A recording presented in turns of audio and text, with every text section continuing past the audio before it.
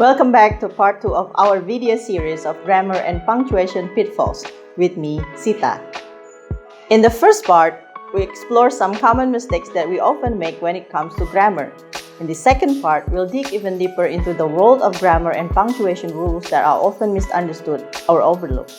By the end of this video, you'll have a better grasp of these intricate details and be better equipped to write and speak with confidence and precision. Okay, now let's continue to number 5. Run-on sentences. That's joining two or more independent clauses without proper punctuation or conjunctions. Here are examples of run-on sentences. I woke up early this morning. I had a big presentation to prepare for. This is a run-on sentence because it combines two independent clauses without proper punctuation or a conjunction. I woke up early this morning. I had a big presentation to prepare for. I woke up early this morning because I had a big presentation to prepare for. Alternatively, you can also use a semicolon. Look at the example. She loves to read books. She spends hours in the library every weekend. She loves to read books. She spends hours in the library every weekend. Number 6. Comma splice. Comma splice is separating two independent clauses with only a comma instead of a semicolon or conjunction. Here are examples of comma splices. She wanted to go to the movies. He preferred to stay home. This is a comma splice because it uses a comma to separate two independent clauses without a coordinating conjunction or appropriate punctuation. To correct this comma splice, you can use a semicolon, a coordinating conjunction, or separate them into two sentences. Look at the corrected sentences below. She wanted to go to the movies.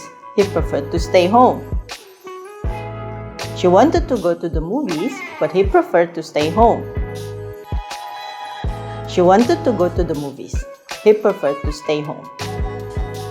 Remember that a comma alone is not enough to join two independent clauses. You need a coordinating conjunction, such as for, and, nor, but, or, yet, so. You want to remember those coordinating conjunction easily? Just remember fanboys. You got it? Or you need a semicolon to join two independent clauses properly. Number 7. The right use of pronoun I versus me. Knowing when to use I as the subject and me as the object is important. Here's an example of using I and me incorrectly. The teacher gave the award to Sarah and I. In this sentence, I is used incorrectly. It should be me because it's the object of the preposition to. The correct sentence should be, the teacher gave the award to Sarah and me. Another example, me and Sarah are going to the store. In this sentence, me should be replaced with I to correct the sentence. It should be, Sarah and I are going to the store. I is used as the subject of the sentence, while me is used as the object. Mixing them up is a common mistake in English. Number 8. Overusing passive voice. Overusing passive voice can make sentences wordy and less clear. Here's an example of such a sentence. The report was reviewed by the team, and changes were made to the document. A decision was reached by the committee to approve the revised version. In this sentence, passive voice is used multiple times, which can make the sentence less clear and heavier. To make it more concise and direct, you can rephrase it in active voice. The team reviewed the report, made changes to the document, and the committee approved the revised version. In the revised sentence, active voice is used to clarify who performed the actions, making the sentence more concise and easier to understand. Remember, use passive voice only when the agent or doer is less important. Number 9. Misplacing adverb. Putting adverbs in the wrong place within a sentence can change the meaning. Here's an example of misplacing adverb. John almost drove the car for 5 hours yesterday. In this sentence, the adverb almost is placed in a way that creates confusion.